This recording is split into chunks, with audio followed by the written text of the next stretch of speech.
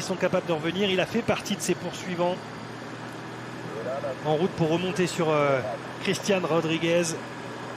2 minutes 8 d'écart. Il revient avec ces 2 minutes d'écart qu'il avait tout à l'heure lors du premier passage. On est à 1 km de l'arrivée. La flamme rouge que vous voyez au virage tout au fond à droite. Et ça va lui faire du bien à Christian Rodriguez, cette victoire.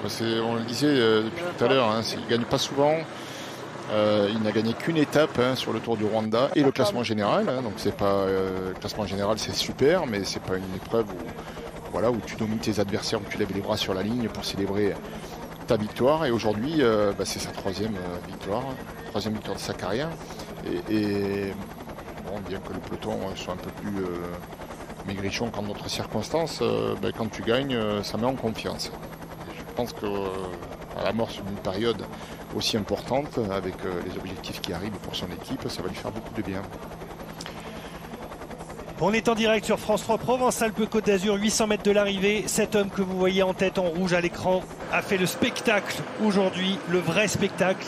Il a fait course en tête longtemps, pendant de nombreux kilomètres. Il est parti à la sortie d'un virage. Tout le monde a dit mais qu'est-ce qu'il est en train de faire? On s'est demandé si cette échappée allait tenir.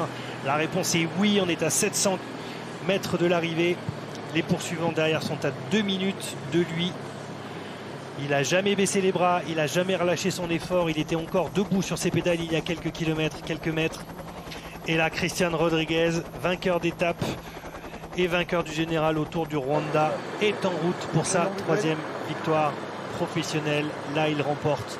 On rentre dans le Valberg, vous le voyez, on rentre dans les derniers hectomètres de cette course. 5e édition, elle a le mérite d'exister, cette course. Elle a eu lieu alors qu'il a eu toutes les difficultés, Christophe Meney, de l'organiser. Elle a eu lieu et le spectacle est au rendez-vous. Un Espagnol va s'imposer ici à Valberg en sens inverse de leur premier passage pour la 13e manche de cette Coupe de France. Ils étaient 71 ce matin. Le voici en train d'arriver à Valberg en vainqueur après 4h20 de course et plus de 36 km/h de moyenne. 200 mètres de l'arrivée. Et il est en avance sur l'horaire, 5 minutes d'avance. L'arrivée était prévue pour 16h, il est 15h55.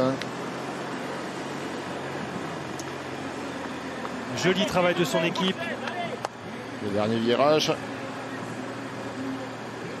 La ligne d'arrivée est au bout de ce virage sur la gauche. On va revenir sur les pavés dont on parlait tout à l'heure, les mini pavés en forme de dalle.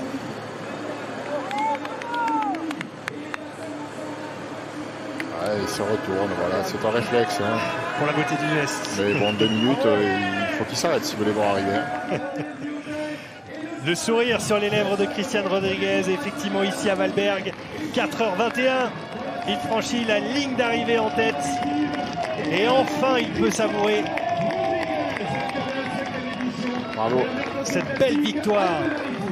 Christian Rodriguez, ça y est, on voit le sourire que le sien.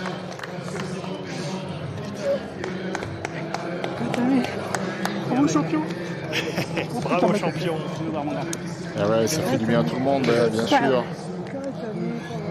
Les assistants sont ravis, vivent les émotions, on le voit.